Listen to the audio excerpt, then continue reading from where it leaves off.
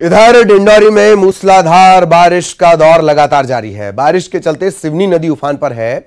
नदी का पानी पुल पर चढ़ गया है। इससे गोरखपुर से गोपालपुर को जोड़ने वाली सड़क पर वाहनों की आवाजाही प्रभावित हुई है। जिला मुख्यालय से कई गांवों का संपर्क टूट चुका है।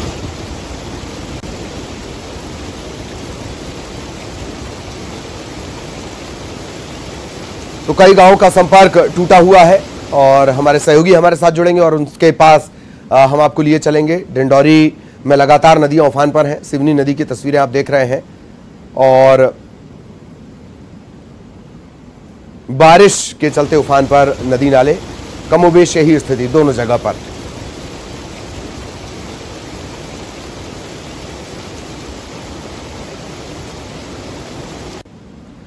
तो कई गांव जिला मुख्यालय से टूटे हुए हैं और दोनों सहयोगी आपको नजर आ रहे होंगे। रंजना हमारे साथ भोपाल से जुड़ी हुई हैं, विजय हमारे सहयोगी डिंडौरी से हमारे साथ जुड़े हुए हैं।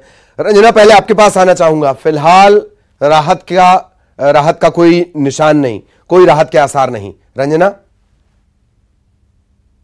जी ललित, बिल्कुल मध्य प्रदेश में फिलहाल भारी बारिश से राहत के कोई आसार नहीं है, क्योंकि मौसम विभाग ने आने वाले 24 से 48 घंटों के लिए जो येलो अलर्ट है वो जारी किया है, जिसमें भोपाल, जबलपुर और नर्मदापुरम संभागों के जिलों के साथ जो प्रदेश भर के 14 से 15 जिले हैं, यहाँ पर भारी बारिश को लेकर जो येलो अलर्ट है वो जारी किया है। यानी आने वाले लगातार 2 से 3 दिनों तक इसी तरह से जो प्रदेश भर के ज्यादातर जिले हैं वो बारिश से तरबतर होते रहेंगे। और प्रदेश भर की अगर बात कर ली जाए ललित, तो अब तक जो सामान्य से औसत बारिश है वो 20% ज्यादा हो चुकी है और प्रदेश भर में जो पश्चिमी मध्य प्रदेश है यहाँ पर भी औसत से ज्यादा बारिश अब तक रिकॉर्ड हुई है। लेकिन यहाँ पर एक और बात का जिक्र कर लिया जाए ललित कि प्रदेश भर में जो कुछ जिले ऐसे हैं जहाँ पर अभी भी मानसून की जो बारिश लगातार हो रही है, लेकिन औसत बारिश का जो कोटा है वो अभी भी यहाँ पर पूरा नहीं हुआ है, जिसमें सतना, सीधी, रीवा, छतरपुर, छिंदवाड़ा,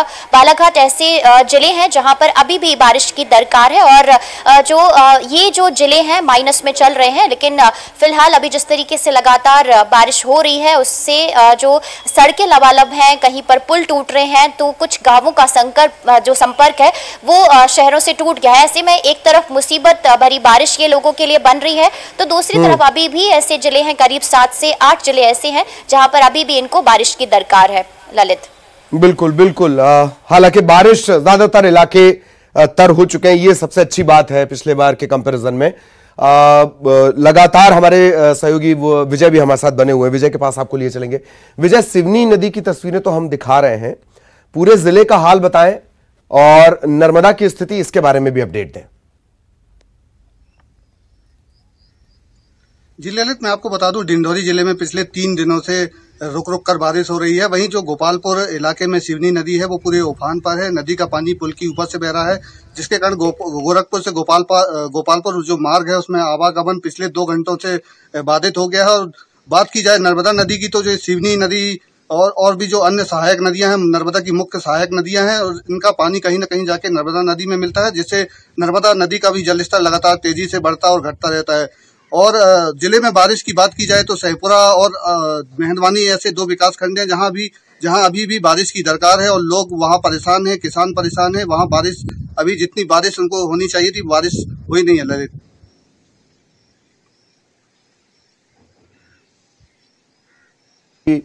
हमारे दोनों सहयोगी हमारे साथ जुड़े हुए थे, बहुत बहुत शुक्रिया आपका इस अपडेट के लिए। अगली खबर का रुख कर रहे हैं। छत्तीसगढ़ के 80 से ज्यादा कर्मचारी संगठनों ने एकजुट होकर हड़ताल का आह्वान किया है। इसके चलते प्रदेश भर के सरकारी दफ्तरों और स्कूलों में 25 जुलाई से लेकर 29 जुलाई तक कामकाज ठप रहेगा।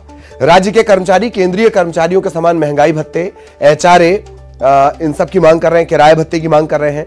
अभी केंद्र सरकार के कर्मचारियों को 34% महंगाई भत्ता दिया जाता है। कर्मचारियों की इस हड़ताल के चलते कई जरूरी काम बाधित हो सकते हैं।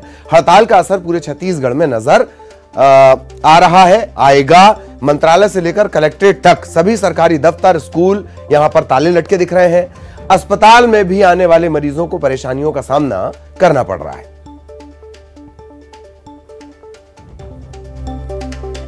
सरकारी दफ्तरों और स्कूलों में आज से अगले 5 दिनों तक यानी कि 28 जुलाई तक के हड़ताल है और इसका असर आप देख सकते हैं कि ये राजधानी रायपुर का एक सरकारी स्कूल है और इसी तरीके से राजधानी रायपुर के जितने भी सरकारी स्कूल हैं वहां पर ताले लटके हुए हैं, कोई भी नहीं दिखाई दे रहा है। 2 शिफ्ट में ये स्कूल संचालित होता है। पहली शिफ्ट में आप देख रहे हैं कि यहाँ पर कोई भी नजर नहीं आ रहा है, टीचर्स भी नजर नहीं आ रहे हैं और चूंकि बच्चों को भी ये पता चल गया था इसलिए यहाँ पर बच्चे भी नहीं नजर आ रहे हैं। रायपुर का ये सबसे बड़ा सरकारी स्कूल है।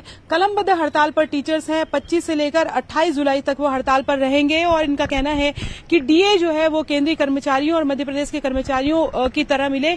अभी छत्तीसगढ़ सरकार 22% डीए देती है लेकिन वहां पर केंद्रीय कर्मचारी को 34% डीए दिया जाता है। इसको लेकर लगातार वो मांग करते रहे हैं लेकिन अब मांग नहीं पूरी हुई है। ऐसे में 5 दिनों तक कलमबंद हड़ताल है, उसके बाद अनिश्चितकालीन हड़ताल पर चले जाएंगे। जाहिर तौर पर अगले 5 दिनों तक स्कूल में ताले लटके रहेंगे। इसका असर पढ़ाई पर भी होगा और मध्याह्न भोजन भी नहीं मिलेगा। कैमरा पर्सन इमरान के साथ ममता लांजेवार, न्यूज 18 छत्तीसगढ़, रायपुर। इधर कर्मचारियों की हड़ताल का असर रायपुर कलेक्ट्रेट में भी नजर आया। कलेक्ट्रेट से लेकर अन्य सरकारी दफ्तरों में ताले लटके मिले। ऐसे ही हालात 5 दिनों तक बने रहने की आशंका जताई जा रही है।